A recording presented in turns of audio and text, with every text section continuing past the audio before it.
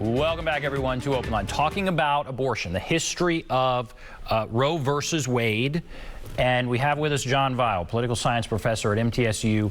I always like to talk to you about the history of things. So this was, the Supreme Court made this decision, Roe versus Wade, back in 1973. I was reading something that said when it passed, it was a big deal, but it wasn't necessarily the biggest deal even of the day, that there was a lot going on that day.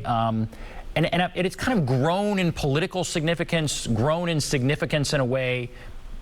So I ask you that as a historian and as someone who follows politics, how was it received back in 1973, and how has it evolved in importance?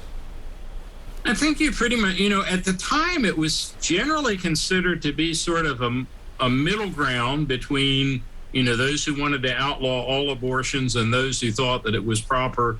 For all practical purposes, it pretty much said you could have abortion up to the end of the 6 months, but not after, except in very dire circumstances. Part of what's happened, and it's very fascinating, for many years, the group that I know about that has argued fairly consistently, now, not in the Middle Ages, they thought it was 40 or 80 days, but the Roman Catholic Church has been fairly consistent in believing that human life begins at conception. I don't think most Protestants, including evangelical Protestants, thought that way, or some of them did, but I don't think the majority did. And, one of the most prominent evangelicals of the day was a guy by the name of Francis Schaeffer, who did a lot of writing, particularly popular among public schools or college students. And there's a story with him that it was basically his son, who has since sort of gone off on his own, but it was his son who convinced him that abortion was a big moral issue. And I think, it's one of those issues that tends to galvanize people. If you think it's murder, it's hard to imagine abortion.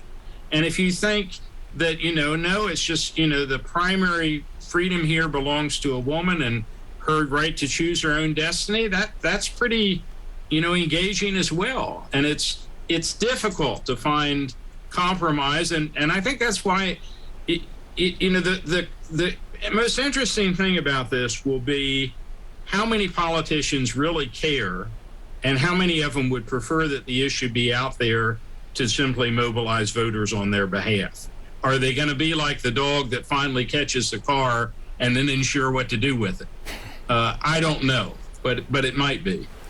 It seems to me like this is, I might call it the single biggest, single issue voter issue. Like it's the single issue that people will look at and make their decision on a candidate based solely on this one thing. They'll look and see, okay, are they for abortion, against abortion? Okay, I now know how I'm going to vote. It's that one thing. And that might be too simplistic, but it's become so divisive. I feel like there are a lot of people that feel that way. And that's happened over time. Right. Is that a fair statement? Well, yes and no. Often people tend to vote their pocketbooks. Inflation right now is a big issue. And there are many people, I think, who, are pretty concerned about what's happening in Europe and, could vote on the basis of whether they think Biden is or is not handling the Ukraine situation. But I think there are a lot of single issue voters on this one. One of the amazing things is, if you go to a comparable issue, well, two comparable issues in the 19th century, one would have been slavery. And the Republican Party was born not actually to overturn slavery, but to prevent the expansion of slavery. And then somewhat later, there was an actual prohibition party, which they were single issue, we are for or we're against prohibition. But usually what happens is these issues, one or the other party or both, takes them up. And, actually, if you think back to 1976, if I recall correctly, Jimmy Carter was a president or ran for president basically on a pro-life. The difference between he and Ford was very minimal. And since then, not only have Republicans pushed farther in the pro-life direction, but Democrats have pushed farther in the pro-choice direction. So you may remember the controversy over I'm forgetting the term here, partial birth abortion. Right. Where, would you permit abortion right up to the day before they were born? And some Democrats said yes, still say yes. So you have, there was an editorial, I believe, in either the Post or the Times today, which sort of indicated that both sides have people that would brook no compromise whatsoever on this. Wow. And when would you say it kind of, we had the battle lines drawn? It's very interesting. You said evangelicals weren't as divided, or evangelicals were divided on this issue back in 1973, right, and they're not as divided on this issue now. When do you think that they all kind of got behind their point of view and things kind of went the way they've gone here? Reagan, that would have been 7 years after his election, would have been 7 years after Roe versus Wade. He was fairly consistently, at least rhetorically, against abortion. And it worked for him. I mean, he got 2 terms.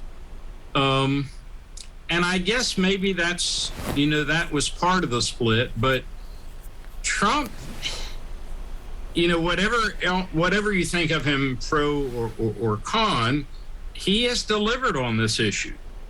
All 3 justices that he's appointed, and one, I have friends who say he stole one of them, and, shouldn't have gotten the other because it was too late. But however you regard that, his candidates delivered. And this despite, as we indicated, that many of them, during their confirmation hearings said that they were going to, that they believe strongly in precedent. And I believe they do believe strongly in precedent, just probably not this one. And then, all right, staying on the political theme, what do you think this means? Let's say this opinion remains intact and it's released this way in the next few weeks. What does this mean for the midterm elections and for the presidential election? Well, it throws a proverbial monkey wrench in the sense that we don't know. I mean, right prior to this week, or this case being released, or it's apparently being released, it's a pretty good gamble that Republicans were going to gain the House and maybe even maybe the Senate. Usually in an off-year election, in the midterm elections, almost always the party of the non-presidential candidate is the one that gains seats. I think that's still the projection. But this throws in an unknown, and you cannot necessarily predict that all Catholics are going to favor the decision and all Protestants. It cuts across gender, it cuts across party, cuts across religion. So we will see. It adds an unknown. It definitely, it adds an unknown. Fascinating discussion. Okay, we're going to take a break. We'll come back, continue our discussion. If you want to call in, there's the number 615-737-PLUS, 615-737-7587. We'll take a break. Be back right after this.